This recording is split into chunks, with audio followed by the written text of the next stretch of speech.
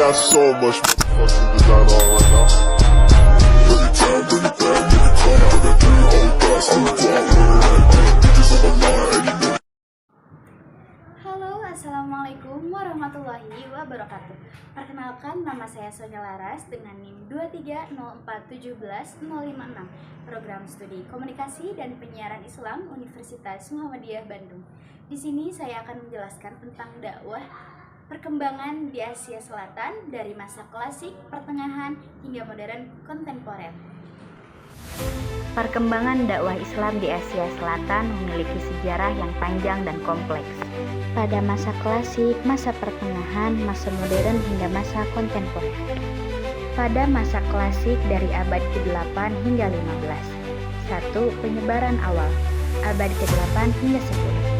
Islam masuk ke Asia Selatan melalui jalur perdagangan dan penaklukan Arab, khususnya melalui wilayah Sind atau sekarang disebut dengan negara Pakistan. Kedua, Kerajaan Ghaznawiyah dari tahun 963 hingga 1186. Mahmud dari Ghazni memperluas wilayah Islam ke India Utara.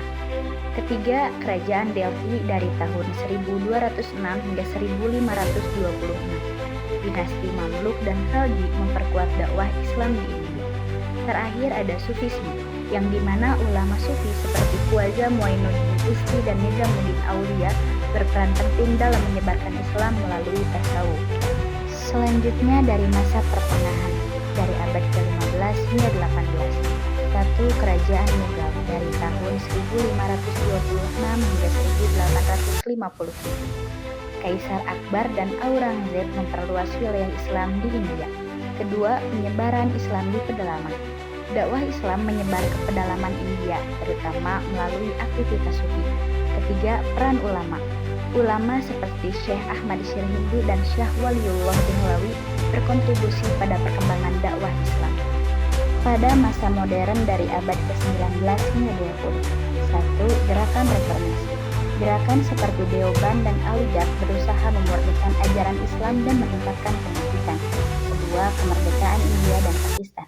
Kemerdekaan India dan Pakistan pada tahun 1947 memperkuat identitas Islam di Asia Selatan. Ketiga, dakwah kontemporer.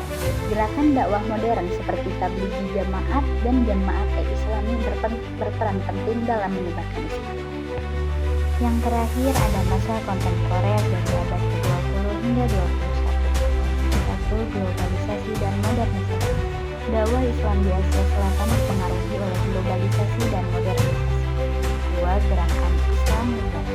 Gerakan seperti Muslim Liberal Network India dan Progressive Muslim berusaha mempromosikan Islam yang lebih toleran dan inklusif. 3. Peran media. Media sosial dan online memperluas jangkauan dakwah Islam di Asia Selatan. 4. Tantangan kontemporer. Dakwah Islam di Asia Selatan menghadapi tantangan seperti ekstremisme, intoleransi, dan konflik. Mungkin sekian yang bisa saya sampaikan mengenai perkembangan dakwah di Asia Selatan. Kurang dan lebihnya mohon dimaafkan. Nun wal qalami wa mayasturun fastabiqul khairat. Wassalamualaikum warahmatullahi wabarakatuh.